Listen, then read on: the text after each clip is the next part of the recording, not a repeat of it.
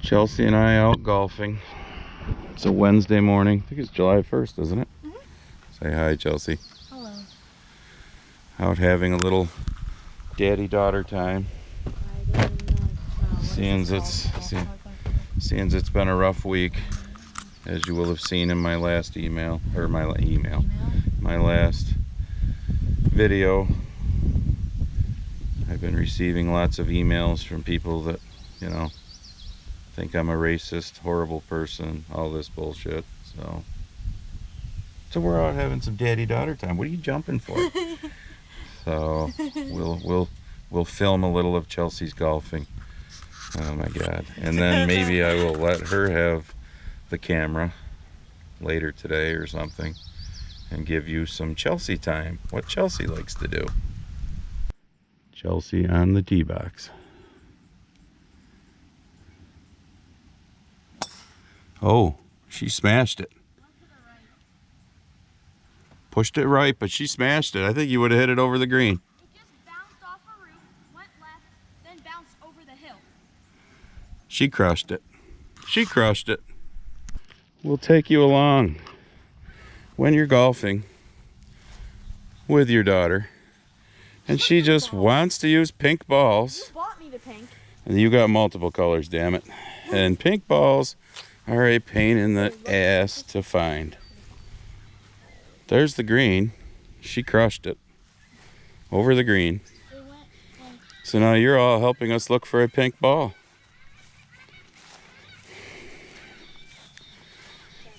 Right there, right there, right there, right there. We have located the pink ball. Chelsea with the wedge. Just shut up and hit the thing. Well, that was beautiful. That needed a little more ass behind it. That was amazing. Baby. Come on, hit the ball, forget the pine cone. All right, you want to do a light swing on this one. You want it to just land on the green and roll. A little bit harder. Oh, that's puttable. That's puttable. All right, let's see if Chelsea destroys another drive. It's a par 4. The green is up there. Can't really see it. Look at all the brown grass though.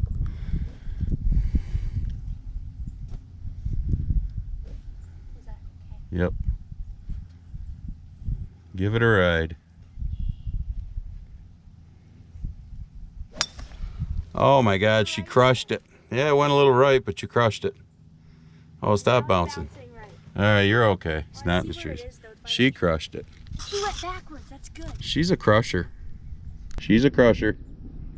Flexing. All right, as I told you, it's July 1st. Chelsea and I are back from golfing, so I thought I'd drive around. Here's some late corn that was put in by a neighbor. Not good. Hope you can hear me over the air conditioner, because that's cranked. Because it's freaking hot. Anybody that follows me on Instagram, you can see the 10-day forecast I put up like a day ago. They're talking 4 or 5 days in a row in the 90s. Pretty much no rain for that entire 10 days. But look out on that knob right there. It's just so dry. I mean, it's horrible all through that field.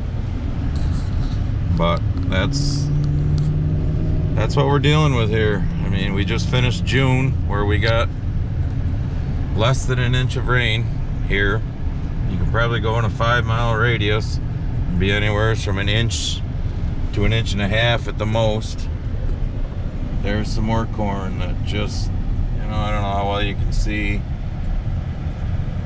driving at the speed I'm driving, but just all the, right here on the headland, all the skips from the corn not coming up.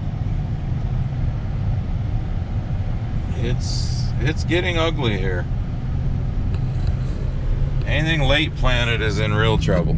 I mean, corn, beans. I got some little kid. I'm going over a hill and they're riding a bike on the wrong side of the road at me. And my goddamn phone's ringing. Oh, it's my wife, so I better answer that one. I'll get back to you.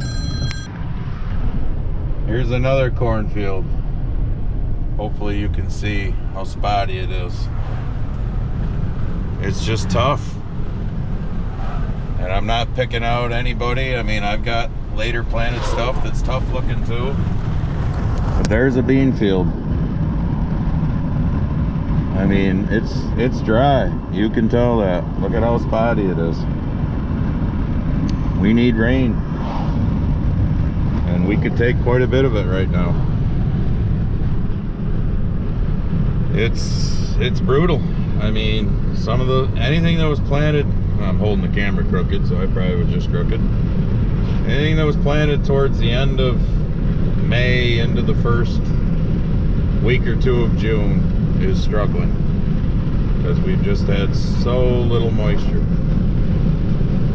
and it's been freaking warm. So, but the early stuff is still holding on and doing pretty good. Trying not to get my mirror in the picture, but here's some more corn that's struggling. But we got heavy clay ground around here, and heavy clay ground, when it dries out, I'll slow down for this one. There's some beans there that are really spotty coming up, and it's not that they were planted drastically late. I planted beans on June 23rd one year. They went about 35 bushel the acre. Is that great? No, it ain't great. But 35 bushel the acre ain't bad, you know, for that late of planting. But you can plant beans here right up until the 15th, hell, even the 20th of June, and still expect to get 40 plus bushel. Yeah, granted, you put them in May 20th, you're probably going to be looking at 50 to 60 bushel on a good year. But June and July are two really tough months to not get a lot of rain. So that's what we're dealing with. I just turned on the road where the boot of Italy field is. That's what I'm going to keep calling it. There's the test plot. Waist tall or taller, easily. There's the boot of Italy field across the road. Not quite as tall, planted a little bit later, but looks good. I mean, I come down and did that one piece as I explained to you, and I don't know what the hell video or how many videos ago it was, but go back and look. It was a test plot. I think we labeled it test plot or something. But so, and then I come back to do the rest across the other 43 acres across the road. But so that looks pretty good, but you know, it's got a pretty deep root system right now. Right here is on the left. It's going to be the 25 acres right down the road from the test plot. Not looking bad. Got some yellow streaking to it, but not horrible. So it's crazy. I mean, I've got beans that I put, the last beans I planted June 5th, they're struggling. The stand is probably, I don't know, 75, 80% at the best. It's been so long now, you know, if we got an inch of rain tomorrow, would the other 20 or 25% come up? I doubt it. I think the seeds have been sitting in the ground too long. You know, you're talking almost a month now. It's July 1st, but yeah, it is what it is. I mean, the later planted stuff around here is gonna really struggle. The early planted stuff looks good, but we keep staying dry, it's gonna struggle. So we'll see. Morning. Took Buddy for a little gator ride. I'm standing on the new culvert pipe that we put in when we clean ditches. There's that pond. There's the ditch over there that runs to the road that we cleaned. Barely any water draining out of the pond into that. Here's this ditch that runs to the pond. Completely empty. Here's the other side of the ditch we cleaned out. Completely empty. If you remember way down there towards the other end, when I was cleaning all these spoils, or or I should say leveling off all these spoils out into this field that's now beans. Remember when I found that one tile that was running like crazy that I didn't even know was there because I had told you guys it was from probably when I was a little kid. My dad put it in. Well, look at the ditch. It's obviously not running like crazy anymore. That ditch was right full of water. And that was what? 5, 6, 7 videos ago? Less than a month ago maybe? No. Month and a half ago? I don't remember when it was, but absolutely nothing. Completely dry ditch. I'm not sure. Like I said, I'm 53 years old, born and raised here. I'm not even sure in 2016 when we had a droughty year if I remember seeing this ditch be completely dry like it is. I mean, that just amazes me looking at that. So it's getting serious. I mean, today is July, what is today? Friday, July 3rd. Yes, tomorrow's July 4th. We had 1.1 or 1.15, get out of here, deer flies. 1.1 or 1.15 inches of rain for the whole month of June. Nothing so far the first 3 days of July. It's crazy. Oh shoot, I wish I had the camera turned around. There was just a deer that must have come out of the edge of this woods that went down into that side of the ditch to get a drink, because I'm sure they're struggling to find water holes. Now that woods right there that you see, there's always a swamp in there, which is why when I planted this bean field, there's a section you always have to plant around because the water doesn't recede usually until into June. That swamp completely dried up. I normally take him up there on these hot days to let him swim, but basically there's no place to take you. You have to buy you a kiddie pool, put some water in it. My God, look at the sweat bees or the deer flies on you too. It's terrible. So anyways, we're getting eaten alive here, so I'm gonna get the hell out of here. But yep, that's what we're dealing with right now. That's a pretty deep ditch right there. My cousin cleaned out, and it is completely dry. I mean, there's not even a lot of mud in the bottom where you see those deer tracks. They're not cutting in that far. So how things are, I mean, this bean field here is the one that you saw in my last video that I had sprayed. How it looks somewhat decent still is beyond me, but with the next week that they're talking, we're looking at temperatures for the next 10 days. The lowest temperature was 88, the highest one was 95. It's, what is it, 9:30 or 10 o'clock in the morning right now, and it's almost 80 now. So getting serious.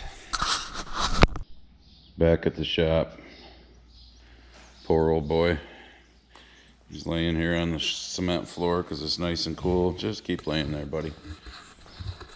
Anyways, so you just saw our ditches that are completely dried up.